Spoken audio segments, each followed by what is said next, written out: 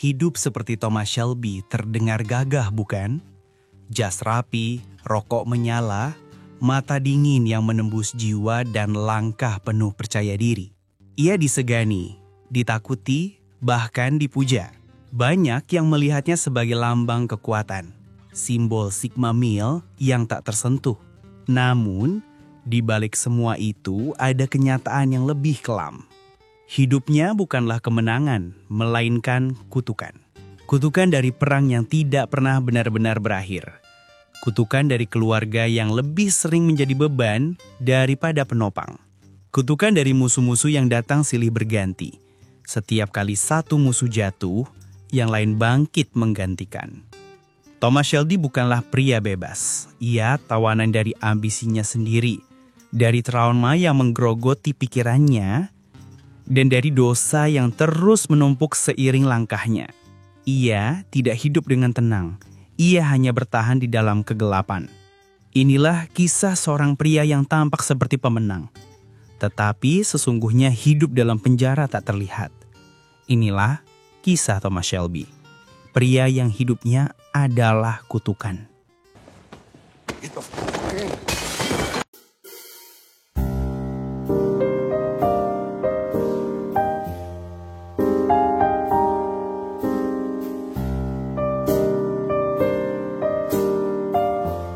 Kisah dimulai dari Birmingham pasca Perang Dunia I. Thomas Shelby pulang sebagai veteran dengan luka batin. PTSD dan mimpi buruk menghantuinya setiap malam. Ia memimpin keluarga Shelby, menjadikan Peaky Blinders penguasa taruhan ilegal. Namun sejak awal jalannya adalah perang tanpa akhir. Ia harus menghadapi Billy Kimber, raja taruhan sah yang ingin menyingkirkan Shelby. Dan di balik bayangan, Inspektur Chester Campbell memburu mereka atas nama hukum. Sejak titik ini, Thomas sudah sadar, setiap kemenangan akan melahirkan musuh baru. Already broken. Just be them who's caused it. Hold your guns up! Get off! Thomas memperluas sayapnya. Dari Birmingham, ia melangkah ke London. Namun ekspansi berarti lebih banyak darah.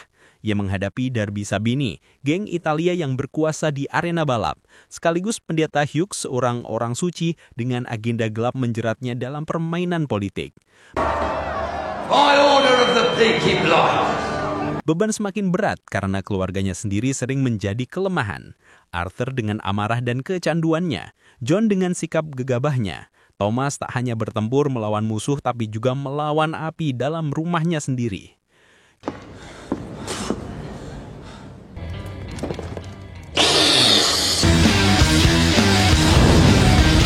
Not discussed! Nearly got fucking everything! Kini ia masuk ke lingkaran yang lebih berbahaya, politik internasional. Ia dipaksa bermain bersama orang-orang Rusia, keluarga aristokrat yang membawa pengkhianatan dan kematian. Penderitaan terbesar datang ketika istrinya Grace terbunuh. Thomas kehilangan satu-satunya cahaya dalam hidupnya. Sejak itu, jiwanya semakin gelap. Rasa cinta berganti menjadi luka permanen. Legitimate business. Since when? My fucking wife took a bullet meant for me! She's gone, Charlie, and there's a few things we need to get straight. There's the photographs. It is cursed. The fetus curse burning through my hand.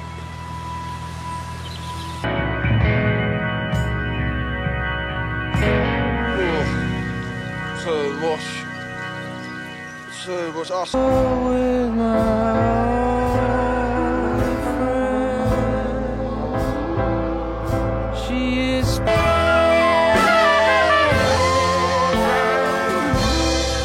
Musuh baru datang dengan dendam lama. Luca Cangreta, putra keluarga mafia Italia, kembali dari Amerika untuk membalas kematian ayahnya.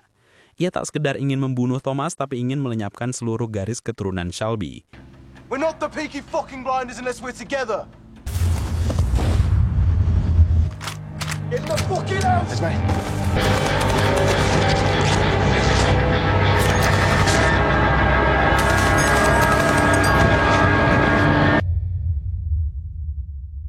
Perang keluarga ini memaksa Thomas melihat satu persatu orang yang ia cintai hampir binasa. Ia menang, tapi kemenangan itu hanya menambah beban dosa di pundaknya. Alfie, look at me. Fucking get on with it. Stop acting like a little girl. Alfie!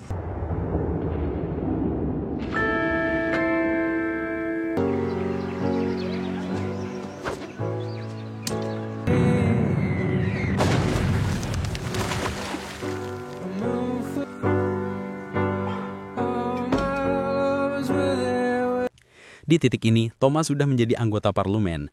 Namun musuhnya bukan lagi gangster jalanan melainkan ideologi. Oswald Mosley, politikus fasis, muncul sebagai ancaman nyata. Thomas dipaksa bertarung di papan catur yang jauh lebih besar, di mana setiap langkah salah bisa menghancurkan bangsa, bukan hanya keluarganya. Ia mulai kehilangan kendali, dihantui bayangan Grace yang seakan-akan hidup dalam pikirannya.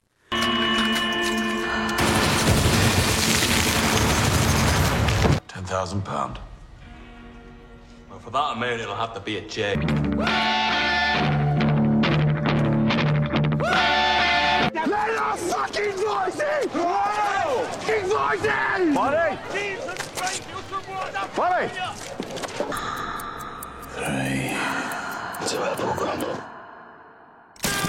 Such a small change.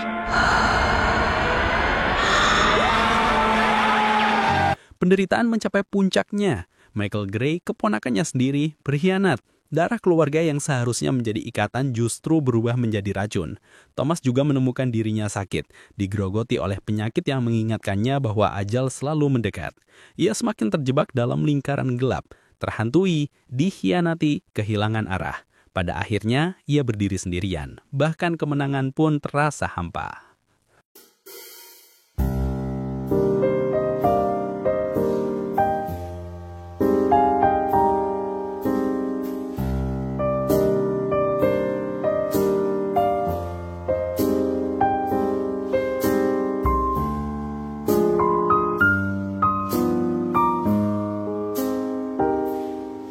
Kisah Peaky Blinders bukan sekadar drama kriminal tentang geng jalanan Birmingham.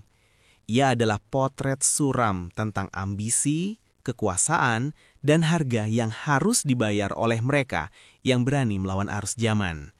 Di balik darah, asap, dan bisikan politik berdiri satu figur yang menjadi poros dari segalanya, Thomas Shelby. Sosok yang bukan hanya memimpin dengan tangan besi, tetapi juga menyimpan luka, kecerdikan, dan kerapuhan yang membentuk legenda dirinya. Dan disinilah menariknya. Untuk memahami siapa sebenarnya Thomas Shelby, kita tak bisa hanya berhenti di permukaan cerita. Dibutuhkan pembacaan yang lebih dalam karena ia adalah simbol dari kekuatan dan kehancuran sekaligus. Maka, sebelum kita masuk pada analisis gelap tentang dirinya, bagi yang belum pernah menyaksikan perjalanan penuh intrik ini, saya sarankan untuk menonton Peaky Blinders secara resmi di platform seperti Netflix, Apple TV, atau Prime Video. Dengan begitu, setiap detail yang akan kita bahas bisa Anda rasakan sepenuhnya, langsung dari sumbernya.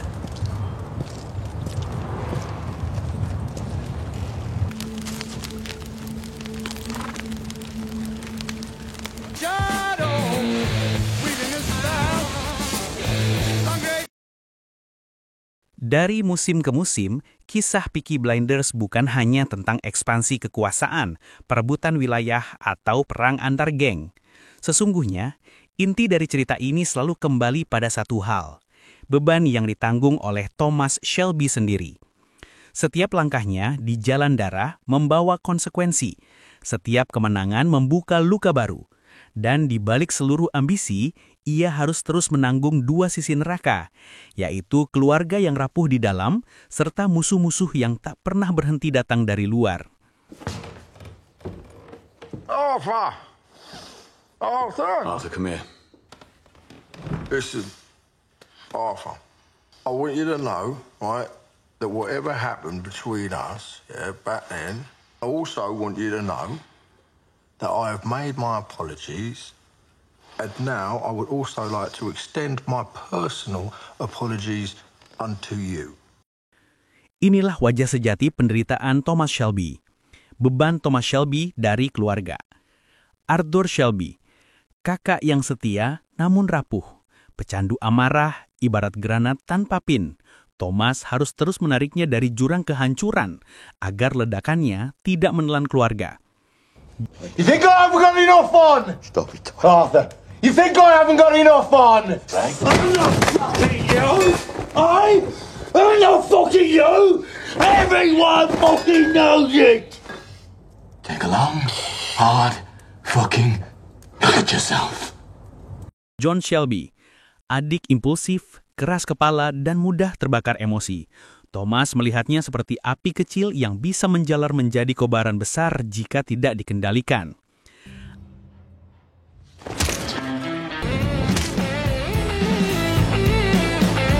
By order of the Peaky fucking Blinders!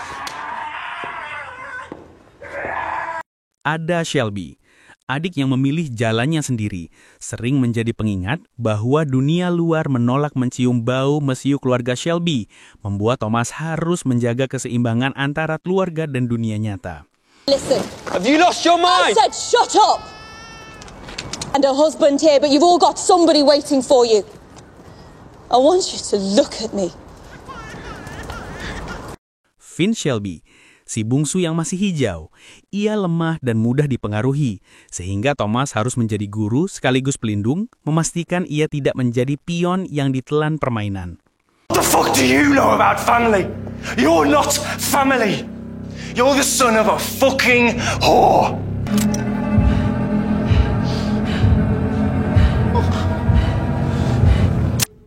I'll fucking come for you. Beban Thomas Shelby dari musuh-musuhnya. Billy Kimber, raja taruhan pertama yang ia hancurkan. Sebuah awal berdarah yang membuka pintu menuju jalan tanpa kembali. Too late for all that. You bit off more than you can chew, you little toe rag, and now I'm going to take over this shithole. Oh. Why should all you men die?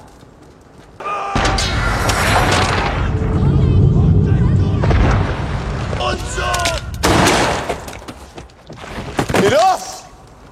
Chester Campbell, polisi dengan wajah kebencian, menjadikan hidup Thomas ajang perburuan, menekan dari sisi hukum dan moral. How wrong I was about her. This I know. You do, Polly. You do. Pendeta Hughes, masker kesucian yang menyembunyikan iblis. Bukti bahwa bahkan doa bisa dijadikan jerat bagi jiwa Thomas. They want to know about ammunition. And chains for the wheels. You visited your sister. Hey, what's your name, boy? What do you think you're doing, boy?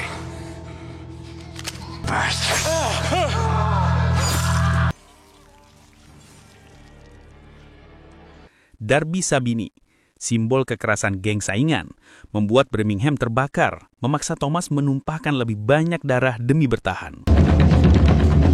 Assassin, now sit down. Stay calm. Yes! Luka Cangreta, dendam yang datang menyeberangi lautan, musuh yang tidak hanya memburu Thomas, tetapi bertekad menghapus seluruh garis keturunan Shelby.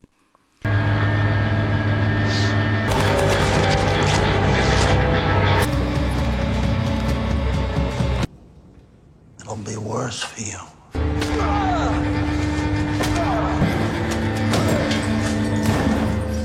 To win this war. Alfie Solomons, sahabat sekaligus pengkhianat, badai yang tak menentu, terkadang menyelamatkan, seringkali menghancurkan. Thomas tidak pernah bisa benar-benar percaya.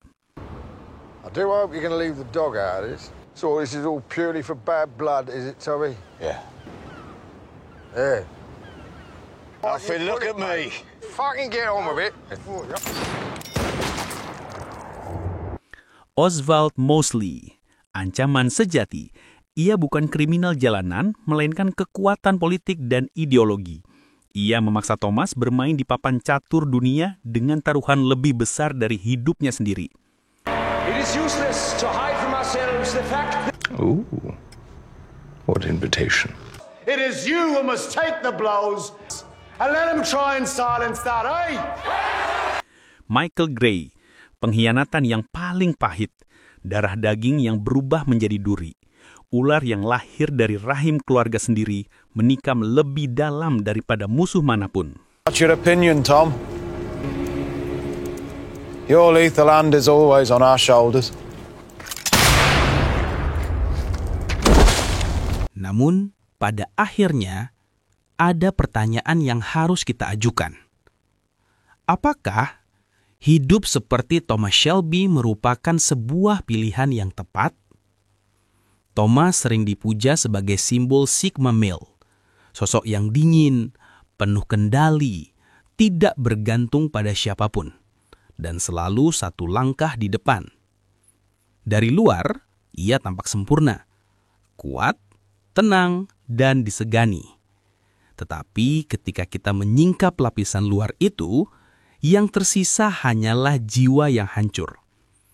Hidup seperti dirinya bukanlah kebebasan, melainkan kutukan.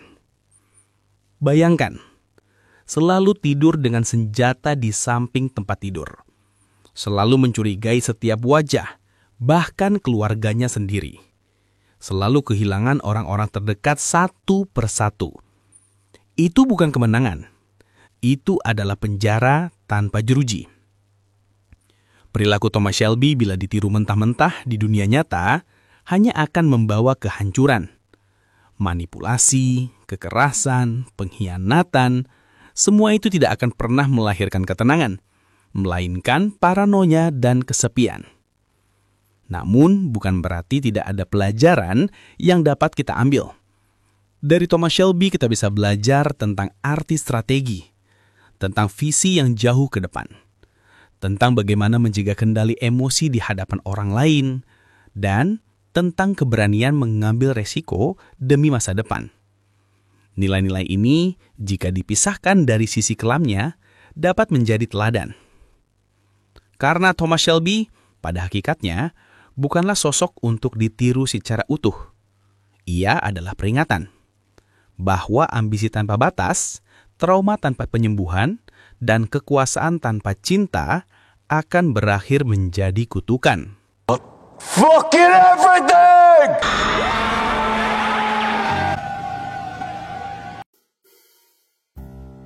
Maka jawaban dari pertanyaan itu jelas. Hidup seperti Thomas Shelby bukanlah pilihan yang pantas. Namun belajar dari dirinya, mengambil kualitas terbaik tanpa harus berjalan di jalan gelap yang ia tempuh, itulah jalan yang bijak.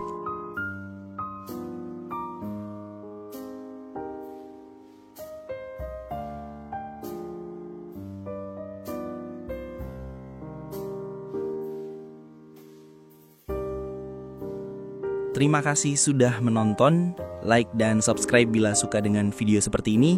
Sampai jumpa di video selanjutnya. Adios, Ketombe, Campur Upil, Alfie Zolomon. Not discuss!